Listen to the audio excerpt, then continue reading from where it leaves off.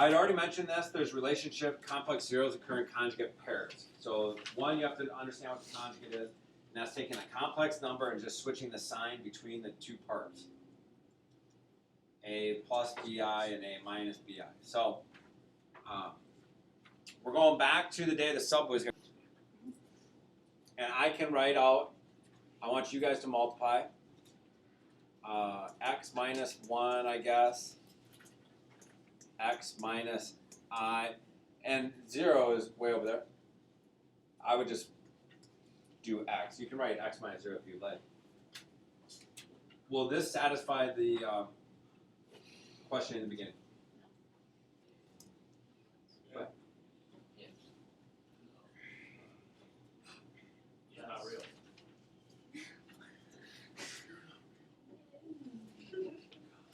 What?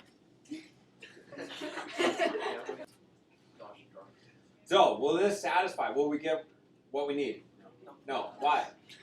Because this will give me x cubed, and I need a 4th degree polynomial. So, to get the 4th degree polynomial, there has to be another x.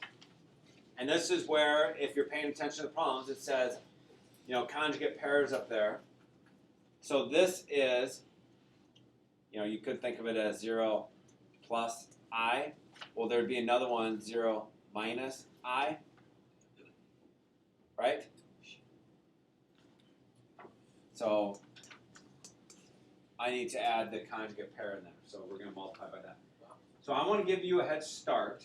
I want you to multiply these things together. I would start by multiplying these two complex together. You can multiply these two together, and then we'll multiply them at the end. But I'm going to give you a head start, so I'll pause it. You work on it. Whatever you think.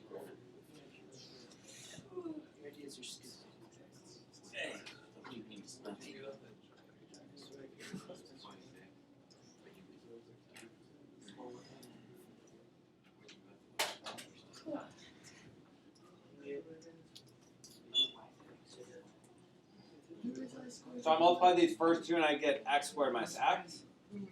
When I multiply the two complex parts together, they're appearing as conjugate pairs, right? So what's going to happen to the oi, or that middle term? It's going to add up to 0. So I just need to do x times x, which is x squared, negative I times positive I, which is negative I squared. And what's negative I squared? Negative 1. Negative 1. So what I have now is x squared minus x and x squared plus 1.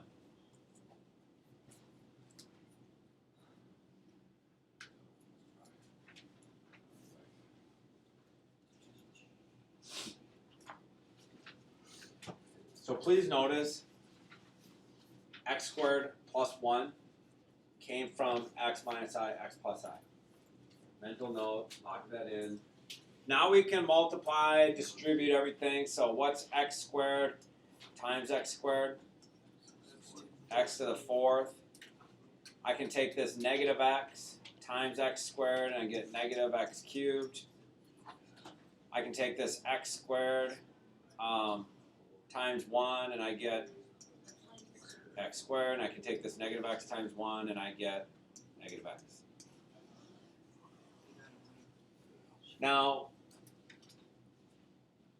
had I been here that day, this is one of my big pet peeves. This is not a, when I give you zeros and I say, what's the polynomial? So that's how, like as a teacher, I kind of say, okay, I want my students to find some nice numbers. So I start with 5 and 6, 7 and 8, and then I write x minus each one of those, and I multiply it all out, and I figure out what the polynomial is. Okay? So it's not terribly difficult work for you guys to do these problems where you're multiplying it out. But there are a lot of simple errors that you can make in there with positives and negatives, and did I add my exponent? So when I ask you, read that to me. What is it? X to the 4th minus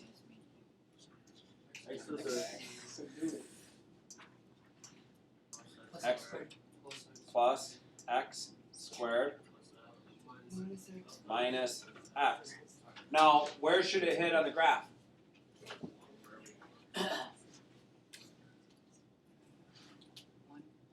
0 and 1? Did my graph hit 0 and 1? Yeah. If you zoomed in, you'd see it a little bit better, but it hits at 0 and 1. This is a quick, easy way for you to check. We're supposed to hit 0 and 1. Are you going to see your complex zeros on the graph? No, they're not real, so they won't show up on the graph. All right?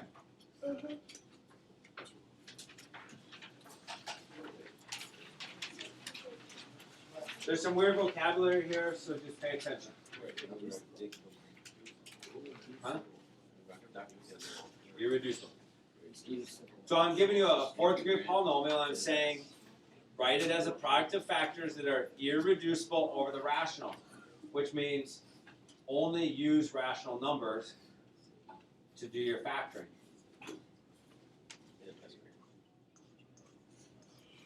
So we're going to go x squared minus 13 plus 1. Negative 13 and 1 are rational numbers, right? Quote unquote nice numbers. What do I have to do? This first one is x squared minus 13. What do you have to do to factor that? We have to use what? The difference of squares. What times itself is 13? Square root. Is square root of 13 a nice number? No, when you hit square root of 13, it's a never-ending decimal. So I can't break this one up anymore. What's x squared plus 1? It's a U-shaped graph shifted up above. Is it ever touching the x-axis? No, so what do we have to use? Imaginary numbers or complex numbers. So I can't go any further without using something other than a rational number. So that's that first step. Now, which one can we break down if I'm using real numbers? Which one is real? Left or right? Real. Left.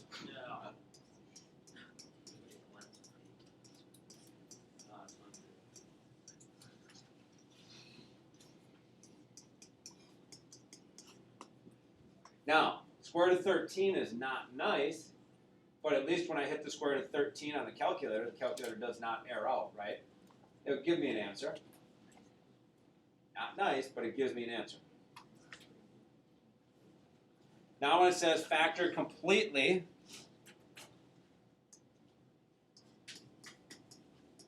does anybody remember how to factor x squared plus 1?